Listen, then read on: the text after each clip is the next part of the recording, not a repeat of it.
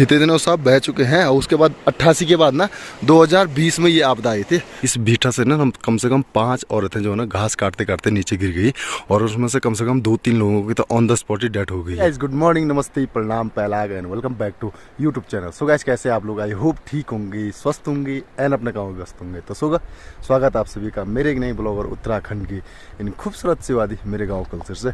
तो अभी सुबह की 11 बज चुकी है और आजकल लेट ही उठ रहा हूँ मैं, क्योंकि कल भी बारात था तो परसों रात को तो 3-3:30 बजे सोए थे, तो आज लगभग 10:30 बजे के आसपास उठे। तो अभी मैं जा रहा हूँ दाना छाने में। पता किसी ने बोला कि तुम्हारे एक वाले खेत में वहाँ ना गेहूँ नहीं जमे हुए हैं, तो भाई पापा ने बोला देख के आ जा जमे कि नहीं जमे हैं, या फिर सच बोले झूठ बोले। अगर गेहूँ नहीं जमे हैं तो उसकी कोई दिक्कत नहीं, लेकिन अगर कहीं कहीं पर जमे हैं और कहीं कहीं नहीं जमे हैं तो वो ख़राब होता है और शुभ माना जाता है उसको। तो सो मैं अगर जा रहा हूँ वहाँ, अगर जमे होंगे तो फिर उस वाले खेत पे आग लगाना पड़ेगा। मतलब वहाँ जो पेड़ के चीड़ के पेड़ के जिसको प्यूद बोलते हैं उसको रख के ना पूरे खेत में तो आग लगाना पड़ेगा। और अगर नहीं जमे होंगे तो उसका कोई दिक्कत नहीं, उस पर कोई अपशगुन वाली ऐसी बात होती नहीं। तो सोच चल रहा मैं भी डाना छाने, जहाँ हमारा बचपना गुजरा हुआ है, ठीक सामने हमारी छानियाँ डाना। तो अभी जाऊँगा मैं यहाँ से होके ना 1-1.5 किलोमीटर का ही फासला है, तो वहाँ जाऊँगा मैं और उसके बाद दिखेंगे क्या कंडीशन है वहाँ की, क्या सिचुएशन है। तो सो आपको दिखाता चलता हूँ अपने छानियों का रास्ता। और यहाँ पे हमारे गांव में लगभग 80 के दशक का एक झूला पुल भी है, जो हमारे क्षेत्र का लगभग मुझे ऐसा लग रहा है कि सबसे पहला वाला झूला पुल है। और उसके छोड़ के ना हमारे इस एरिया में ना कोई और झूला पुल है भी नहीं। और उसकी कंडीशन मैंने सुना है कि बहुत गंदी हो रही है। मैं काफ़ी टाइम से गया नहीं हुआ, तो देखते हैं क्या है कैसा है। तो दोस्तों ये है हमारे गांव का झूला पुल, जो कि ऐसा लग रहा है मुझे 80 के दशक में लग नहीं रहा है, 80 के दशक का बना हुआ पुल है।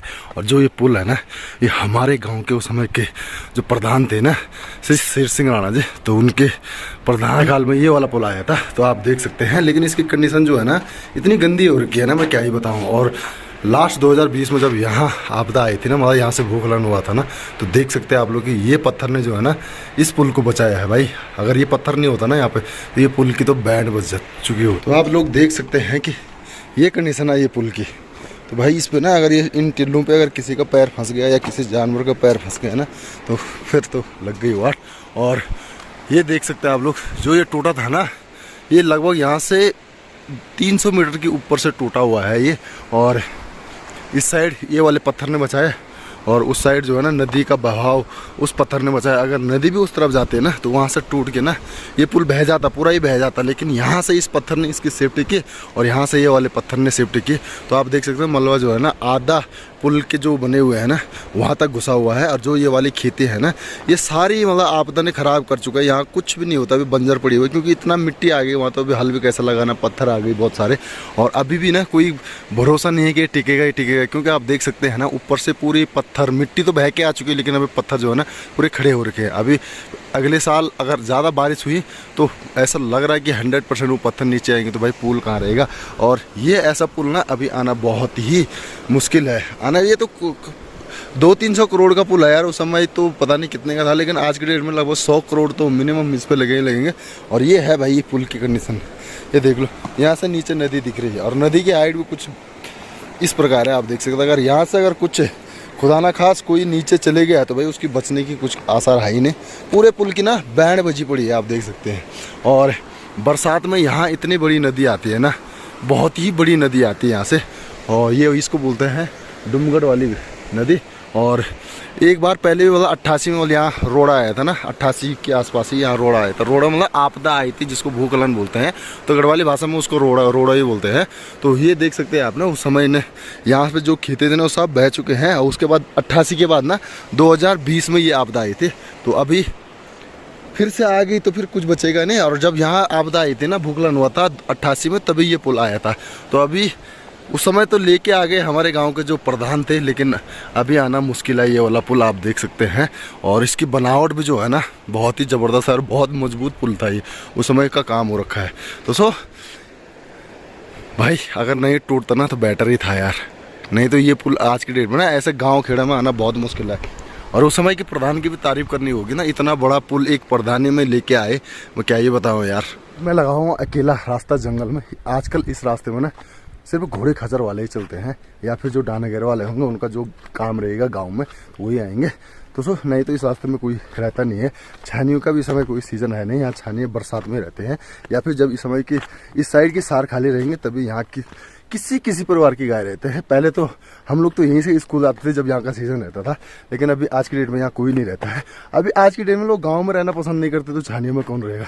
लोगों को चाहिए देहरादून, ऋषिकेश, पोखरी, गोपेश्वर, चमोली बाज़ारों में, जहाँ मतलब आज की जो है ना चार चांदनियाँ हैं। गांव में रहना लोग पसंद नहीं करते हैं, लेकिन फिर भी इस मामले में हमारा गांव बेटर है। हमारे गांव में लोग कम ही बाहर रहते हैं।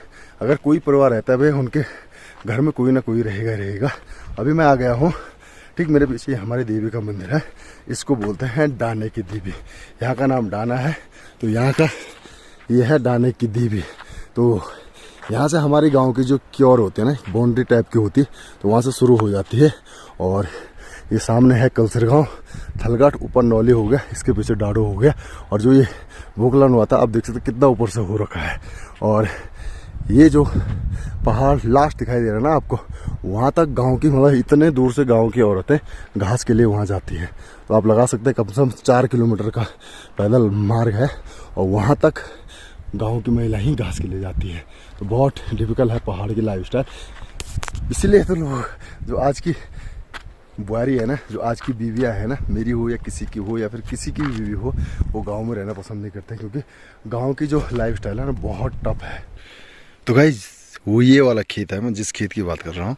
और ये खेत में जो है ना पापा जो है ना गेहूँ डालने भूल गए, ऐसा लग रहा मेरे को। नहीं तो बिल्कुल भी आप देखेंगे ना कहीं भी जो है ना कुछ भी जमा हुआ नहीं। आप देख सकते पूरा वाला खेत जो है ना वो खाली है, मतलब खाली लाल मिट्टी दिख रही है। मतलब यहाँ गेहूँ बूदना जो है भूल गए। और एक वो वाला खेत भी है नीचे वाला, वो भी हमारा ही है, उसमें पापा जो है ना गेहूँ डालना भूल चुके हैं।